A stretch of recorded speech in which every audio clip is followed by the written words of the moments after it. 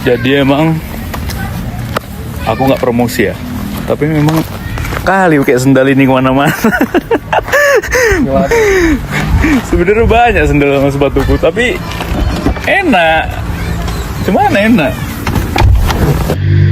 Oke, jadi aku ngerasa karena ini tinggal pengulangan dengan segala sesuatu yang udah pernah aku mulai, dan ini harus mulai lagi dari minus, dari nol. Menurut aku, ketika kita mau mulai suatu usaha yang harus, dari aku sendiri ya, ini caraku ya, yang harus dilakukan adalah pertama aku nyari masalah dulu. Masalah apa yang terjadi di masyarakat, dan gimana cara menyelesaikannya, solusinya itu seperti apa. Nah, nanti itu yang akan kita jual.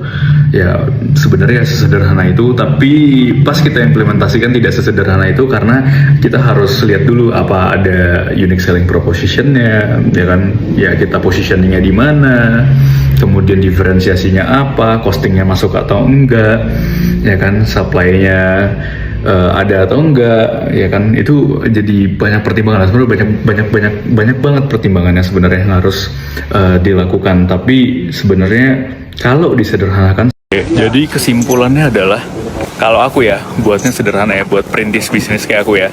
Yang pertama, harus pastikan dulu marketnya itu ada, pembelinya itu ada yang suka, ada yang mau beli, ada yang minat. Dan menurut aku semakin spesifik semakin bagus. Jadi segmented, jadi orang itu gampang mengenerate informasi dari barang atau produk yang kita jual. Kemudian yang kedua, harus pastikan ini menjadi sebuah masalah yang harus kita selesaikan ya. Jadi lebih spesifik lagi di masyarakat itu masalah apa yang mau kita selesain gitu kan, dari market yang tadi mau kita tuju.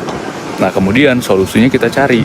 Gimana cara nyari solusinya? Solusinya biasanya aku tuh nyarinya dengan cara networking pastinya. Ya, jadi kita gimana ngumpulin source dulu gitu kan. Gimana ngumpulin source dulu di awal.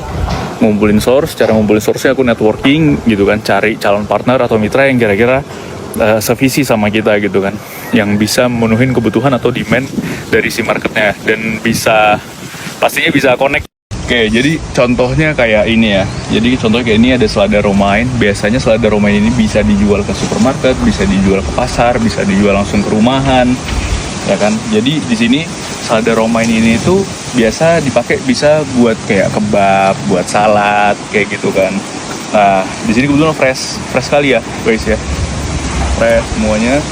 Gimana caranya? Tinggal kita nunggu waktu panen, kemudian nanti kita bisa jualin. Dan ini kebetulan memang kalau sayur itu ada grade-grade-nya, jadi kita coba filter dulu, coba kita pilih dulu, ya kan, nanti kemudian bisa kita jual. Ini kol ya? Ya. Ini kol siap semua pindah tanam ini. Udah siap pindah tanam, ini bibit kol, jadi ini udah pesanan semua.